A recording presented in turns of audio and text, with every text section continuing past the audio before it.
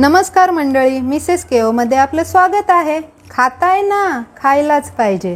फिशच्या recipe आपण नेहमीच बघतो, पण ज्याच्या विना फिशच्या रेसिपी नेहमी अपूर्ण असतात त्यांची पूर्ण पूर्तता करण्यासाठी आपल्यासमोर घेऊन येत आहोत कोलीवाड्याची स्पेशल तांदळाची भाकरी.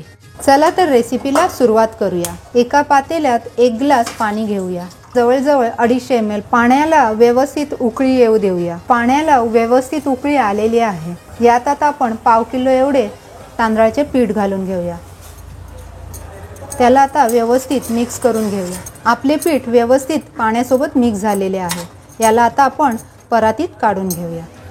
अशा प्रकारे परातीत काढून घेऊया. चला तर पीठ मळून घेऊया.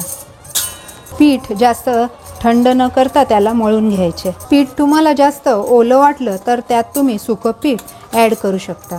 पीठ मळून झालेलं आहे. आमच्या रेग्युलर मापाप्रमाणे या पिठात आमच्या 3 भाकऱ्या व्यवस्थित होऊन जातील. त्याचे 3 गोळे आपण करून घेऊया. पिठाचे 3 गोळे झालेले आहेत. चला तर आपण भाकरी थापायला सुरुवात करूया.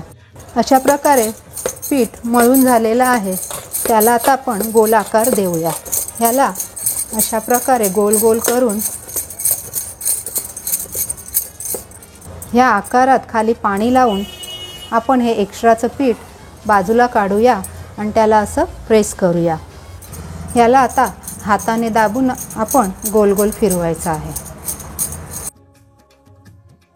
खाली पाणी लावून आता आपण तळहाताच्या साहाय्याने त्याला गोलाकार आकार देऊया.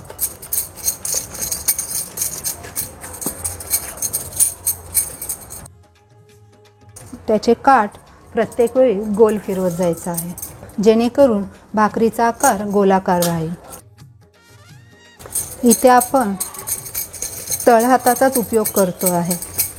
जर याला चीर गेली तर तिथे थोडंसं प्रेस करून पुन्हा आपण गोलाकार हात फिरवून घ्यायचा आहे. आपण भाकरी जेवढी पातळ करू तेवढी त्याला चव येते. अशा प्रकारे तळहाताच्या मदतीने आपण भाकरीला हा शेप दिलेला आहे. आता आपण बोटांचा वापर करून भाकरीला अजून पातळ करून घेऊया.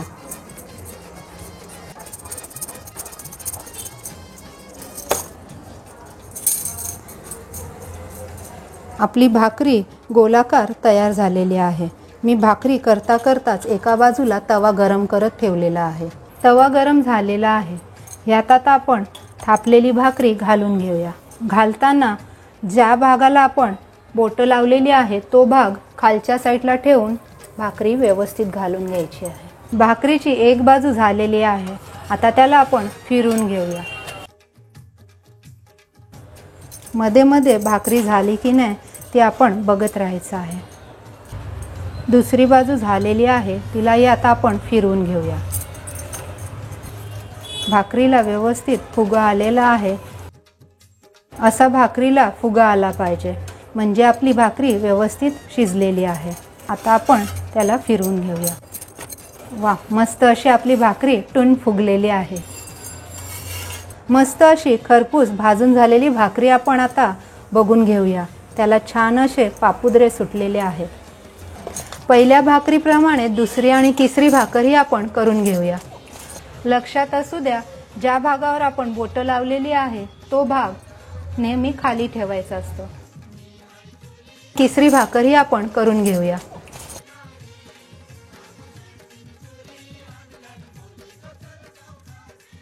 आपल्या 3ही भाकऱ्या व्यवस्थित झालेल्या आहेत. जवळजवळ एका साईजमध्ये आपल्या 3ही भाकऱ्या झालेल्या आहेत. तुमच्या कोणत्याही आवडत्या फिशसोबत त्याची मजा घेऊ शकता. तर ही होती कोलीवाड्याची स्पेशल तांदळाच्या भाकरीची रेसिपी.